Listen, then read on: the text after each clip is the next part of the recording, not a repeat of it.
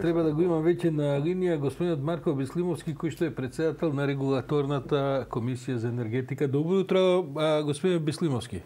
Добро утро, господин Ордановски. Ја вчера купив шпорет, ми го испорачаа без кабел за струја. Има ли, дали е тоа во ваша надлежност? Уште и тоа не е дојдено до наша надлежност.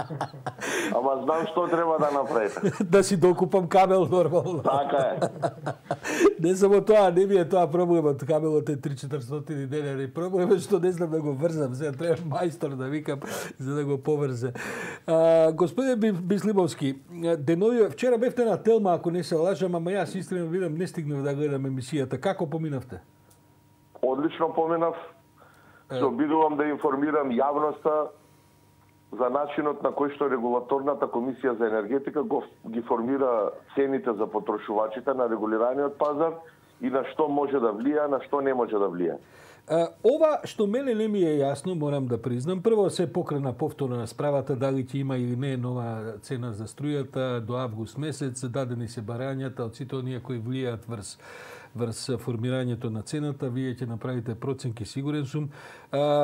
Зошто МЕПСО бара 100% подигнување на цената, иако МЕПСО е еден од најмалите фактори кои што играат улога при поскапувањето на завршната цена на струјата која примат корисниците. Но зошто 100% бараат зголемување на својата цена? Ние го добивме кон крајот на минатата недела барањето од МЕПСО и воочивме одредени математички пропусти на начинот на како е побарана нивната цена, така да до крајот на оваа недела ќе го провериме тоа уште еднаш, и во комуникација сме со представниците од МЕПСО и до крајот на оваа недела ќе кажеме точно колку бара МЕПСО зголемување и кои се главните причини заради зголемувањето кое што го бара МЕПСО.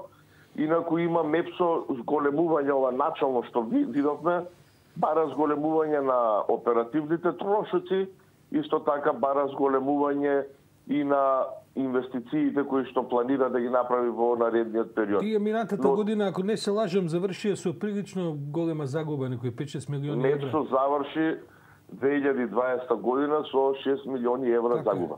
И тоа е сега начин, таа загуба е предпоставувам објективна.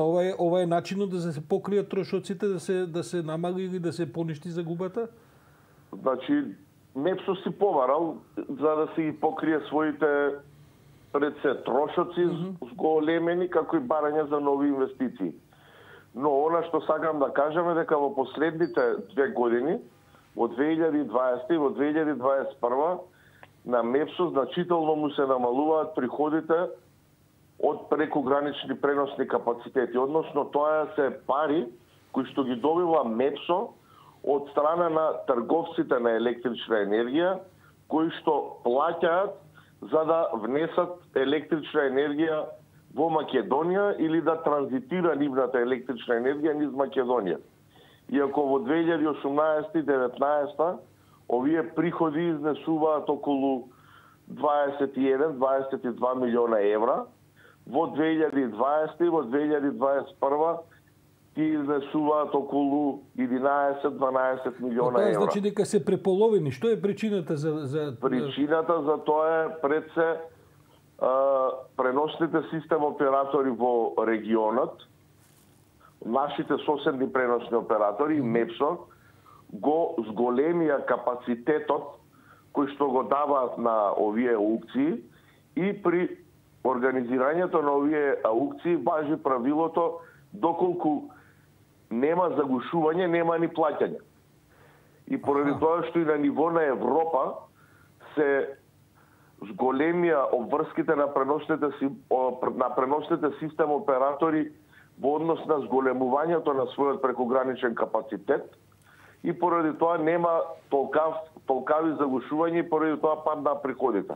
Тоа е една причина, а втора причина е тоа што од декември оваа година македонско-косовската граница влезе во рамките на така наречената канцеларија за координирана аукција со седиште во Подгорица. И земјите кои што членуваат во оваа канцеларија прават една заедничка аукција на ниво на регионот. Тамо членуваат Македонија, Албанија, Црна Гора, Босна и Херцеговина, Грција и бидејќи голем дел од трансакциите се случуваат преку косовската граница, но и со влегувањето во оваа заедничка канцеларија заедно со Косово и има причини тоа за намалувањето на приходите. Господин Бислимовски, која е всушност вашата моќ да влијаете врз цената на струјата? Видите, вие не сте единствените кои што сте внешани во таа, да кажем, завршна математика. Значи, крајната цена на електрична енергија се состои од еден дел кој што е за набавка на електрична енергија, еден дел е пренос за електрична енергија, еден дел е за дистрибуција на електрична енергија и има преостанати делови кои што се однесуваат на одредена маржа која што треба да ја оствари универзалниот снабдувач Евана Холм.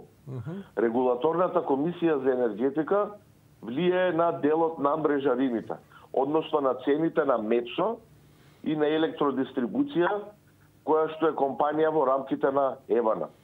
И тоа значи дека ние влијаеме на околу 38% од крајната цена. Универзалниот снабдувач Евана Холм во делот на набавката распишува тендер. Но овој тендер ЕСМ, односно поранешно ЕЛЕМ, има обврска да се јави и да понуди во 2021 70% од потребите на потрошувачите на регулираниот пазар. Доколку ЕЛЕМ понуди повисока цена, тогаш Евана Холм нема обврска да откупи оваа електрична енергија од ЕЛЕМ, туку ја купува од останатите учесници на тендерот.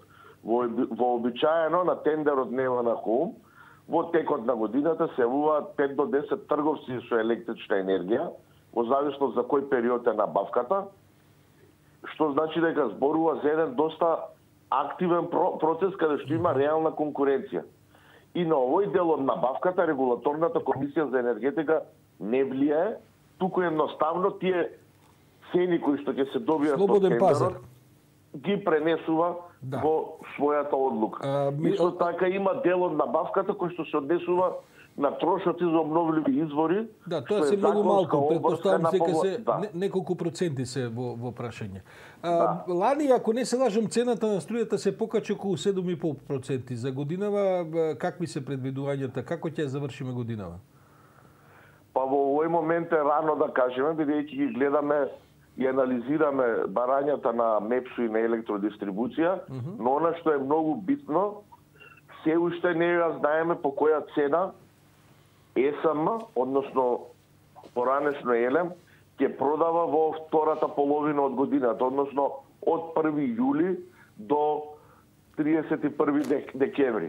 Некаде кон втората половина на месец јуни треба да ги знаеме точно податоците по која цена ЕСМ понудил на тендерот на Евана Холм и врз основа на што ќе знаеме и конечната цена за електрична енергија. Среќа нас е што годинава имаме локални избори, па веројатно имаат ли тие врска и влијание врз цената на струјата? Ниту минатата година имаше некој влијание, ниту оваа година ќе има влијание врз нашата одлука. Добро, морам да ви го поставам и тоа прашање, мала стапица ви правам, господине Бислимовски, да видиме дали ќе се фатите, дали ќе загризете, не загризувате.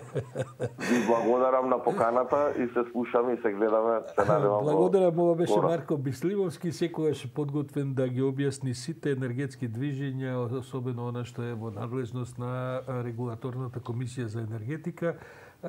Темата е, а и не само кај нас, туку деновиве воопшто, дали ќе дојде до покачување на цената на струјата и колку ќе биде таа, бидејќи не е дали, туку колку.